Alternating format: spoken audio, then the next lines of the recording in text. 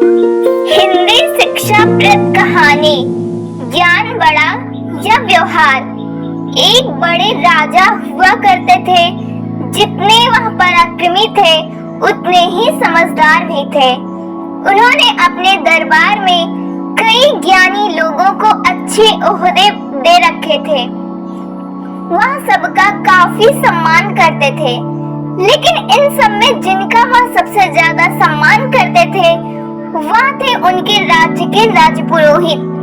राजा राजपुरोहित को कितना मान देते थे इसका अंदाजा इसी बात से लगाया जा सकता है कि जब भी दरबार में राजपुरोहित प्रवेश करते तो राजा खुद खड़े होकर उनका स्वागत करते थे और तब तक खड़े रहते थे जब तक राजपुरोहित अपने आसन पर बैठ न जाए। राजा अपने मन में उठ रहे सभी सवालों को राजपुरोहित से बेझिझक पूछ लिया करते थे। राजपुरोहित भी अपनी बुद्धि से उनका अच्छे से उत्तर दिया करते थे। एक दिन दरबार में राजा के मन में कोई प्रश्न आया। उन्होंने राजपुरोहित से पूछ लिया, गुरुजी, एक सवाल मेरे मन में कई दिनों से आ रहा है, अगर आप इजाजत दें तो पूछना चाहूंगा। आप हुक्म दीजिए महाराज, राजपुरोहित ने कहा। जैसे कि मैंने बताया, कई दिनों से यह सवाल मुझे परेशान कर रहा है। मुझे विश्वास है कि इसका ऐसा उत्तर जिससे मुझे संतुष्टि मिले केवल आप ही दे सकते हैं। सवाल ये है कि ज्ञान बड़ा होता है या व्यवहार? राजा ने पूछा। राजपुरोहित सोच में पड़ गए। यह सवाल सच में मुश्किल था। ऐसा नहीं है कि इन्हें इस सवाल का उत्तर नहीं मालूम था, लेकिन उसे कैसे राजा को सरल तरीके से समझाया जाए यह उनके समझ में नहीं आ रहा था। राजपुरोहित ने विनती कर राजा से कुछ दिनों की मोहलत मांग ली ताकि कोई ऐसा तरीका ढूंढ सके जिससे इस सवाल का उत्तर राजा को संतुष्ट कर पाए। दरबार खत्म हो गया। राजपुरोहित ने अपने घर वापस लौट गए। उस दिन से वो चिंता में रहने लगे। उन्हें समझ नहीं आ रहा था कि कैसे राजा के सवाल का उत्तर दिया जाए। 2-3 दिन बीत गए, लेकिन राजपुरोहित अभी भी इसी कश्मकश में थे और वह न अच्छे से सोते थे, न ही ठीक से सो पाते थे, न ही खा पी पा रहे थे। उनकी पत्नी यह सब देख रही थी। सो पत्नी ने राजपुरोहित से उनकी परेशानी का कारण पूछा। राजपुरोहित ने सारी समस्या अपनी पत्नी से कही। उनकी पूरी बात ध्यान से सुनने के बाद उनकी पत्नी ने उन्हें एक उपाय बताया और कहा कि अगर आप ऐसे करोगे तो राजा को आपका उत्तर समझ भी आएगा और संतुष्टि भी मिलेगी। राजपुरोहित अगले दिन राजमहल गए और कहीं न जाकर वह सीधे ही राज्य के खजाने के पास पहुँचे और खजाने से 2 मोती चुरा लिए। उनको ऐसा करते देख खजांची ने देख लिया। खजांची को अपनी आंखों पर विश्वास नहीं हुआ। उसने सोचा शायद उसको भ्रम हुआ है, क्योंकि राजा के इतने खास राजपुरोहित चोरी करे ऐसा कोई भी नहीं मान सकता था।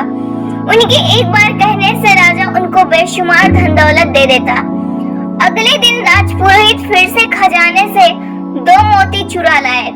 फिर से एक बार खजांची ने यह सब देखा। अब उन्हें लगा कि उन्होंने कल जो देखा था वह कोई भ्रम नहीं था। कोई दूसरा व्यक्ति होता तो तुरंत उसे पकड़कर सजा दे देते।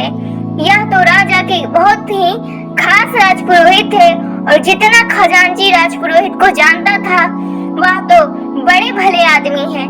जरूर उन पर कोई मुसीबत आई होगी, इसलिए उन्हें ऐसा करना पड़ा होगा। यह सोचकर खजांची ने कोई भी प्रतिक्रिया नहीं दी। जब 2-3 दिनों तक फिर यही घटना दोहराई गई, तब खजांची ने अपना धर्म निभाते हुए इस चोरी की खबर राजा तक पहुंचा दी। राजा को पहले तो बिल्कुल भी विश्वास नहीं हुआ, लेकिन खजांची ने जब पूरी बात बताई कि कैसे राजपुरोहित जी 1 नहीं 2 नहीं लेकिन पिछले 1 हफ्ते से खजाने से मोतियों की चोरी कर रहे हैं, इस बात को खजांची ने इतना जोर देकर और कसम खाकर कहा था कि राजा को भी अब उसकी बातों पर विश्वास हो गया।